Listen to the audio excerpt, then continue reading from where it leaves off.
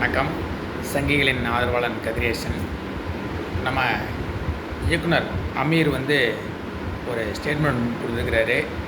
இந்து சமய அறநிலையத்துறையில் ஒரு தலித்த தலைவரை போட்டிருந்தா சமூக நீதியை பாதுகாக்கிறதுல இந்தியாவுக்கே தமிழ்நாடு முன்னுதாரணமாக இருந்திருக்கும் அப்படிங்கிற ஒரு விளக்கம் கொடுத்துருக்காரு.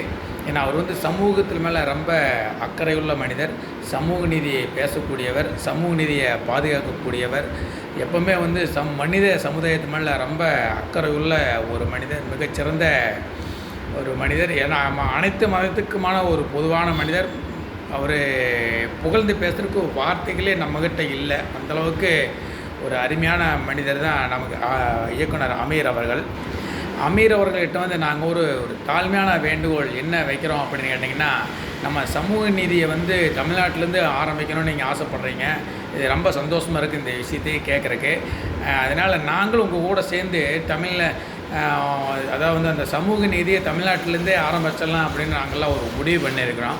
அதனால் இந்தியா முழுவதும் உள்ள வக்ஃபு வாரிய சொத்து இருக்குது இல்லையா, அந்த சொத்தை நிர்வகிக்கிற பொறுப்பை ஒரு தலித் சமுதாயத்தை சேர்ந்த ஒருத்தர்கிட்ட கொடுத்து ஒட்டுமொத்த இந்தியாவோட வக்ஃபு வாரியத்தோட பொறுப்பையும் அவரோடு கொடுத்து ஒட்டுமொத்த வக்ஃபு வாரிய சொத்தையும் நிர்வகிக்கிற பொறுப்பு ஒரு தலித் சமுதாயத்துக்கு கொடுத்து நம்ம தமிழ்நாட்டிலேருந்து ஆரம்பிக்கலாம். அது நம்ம இயக்குனர் அமீர் அண்ணன் அவரோட தலைமையிலேயே ஒரு சின்ன போராட்டம் ஆரம்பித்து தலித் சமுதாயத்தை கண்டிப்பாக நீங்கள் வக்ஃபு வாரியத்துக்கு தலைவராக போடணும் அப்படின்னு சொல்லி போட்டு ஒரு ஆர்ப்பாட்டத்தையும் போராட்டத்தையும் நம்ம தமிழ்நாட்டிலேருந்து ஆரம்பித்து அந்த வக்ஃபு வாரியத்துக்கு ஒரு தலித் சமுதாயத்தை தலைவராக போட வரைக்கும் நம்ம அந்த போராட்டத்தை விட போகிறதில்ல அப்படிங்கிறது நான் முடிவு பண்ணிக்கிறோம்.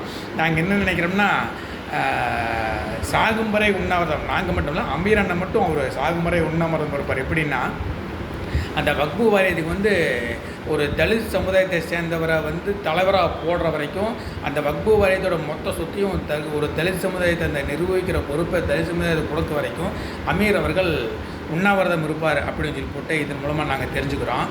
இந்த அமீருங்கிற ஒரு அவங்க கொஞ்சம் புகழ்ந்து பேசணும். இருந்தாலும் ஒரு சில விஷயங்கள் புகழ்ச்சியை தாண்டி ஒரு சில விஷயங்கள் நம்ம சொல்ல வேண்டியது இருக்குது. இந்த அமீருங்கிற ஒரு கேடுகட்ட பொறுக்கி நாயை அவனுக்கு என்ன வேலைன்னு கேட்டேன்னா, அவன் வீட்டில் பொம்பளை பிள்ளைங்க இருக்கிறாங்க, அவங்க எங்கே போகிறாங்க வர்றாங்க, ஓப்பனாக சொல்லப்போனால் சொல்லக்கூடாது, கண்டுக்க மாட்டான்.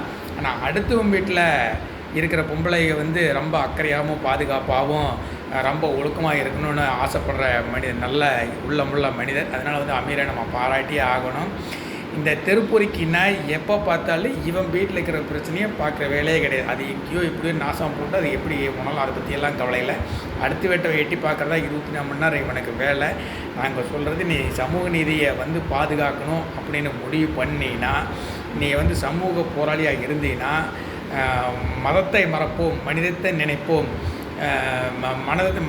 அதாவது மதவாதிகளை எதிர்ப்போம், மதச்சார்பற்றங்களை ஆதரிப்போம் அப்படிங்கிறதெல்லாம் நீ சொல்கிறது உண்மையாக இருந்தால் கண்டிப்பாக நீ தமிழ்நாட்டில் கூடி சீக்கிரம் ஒரு ஆர்ப்பாட்டத்தையும் போராட்டத்தையும் அறிவிக்கிற உன்னோட தலைமையில். என்ன, ஒட்டுமொத்த இந்தியாவில் உள்ள வக்ஃபு வாரியத்துக்கும் ஒரு தலித் சமுதாயத்தை சேர்ந்தவரை தலைவராக போடணும் அப்படின்னு ஆரம்பித்து சமூக நீதியை இந்தியா முழுவதும் இந்தியா முழுவதும் திரும்பி பார்க்குற அளவுக்கு தமிழ்நாட்டை நம்ம ஒரு சமூக நீதி ஒரு போராளி மாநிலமாக தமிழ்நாட்டை மாற்றுறோம் அமீரோட தலைமையில். ஜெய்ஹிந்த், வணக்கம்.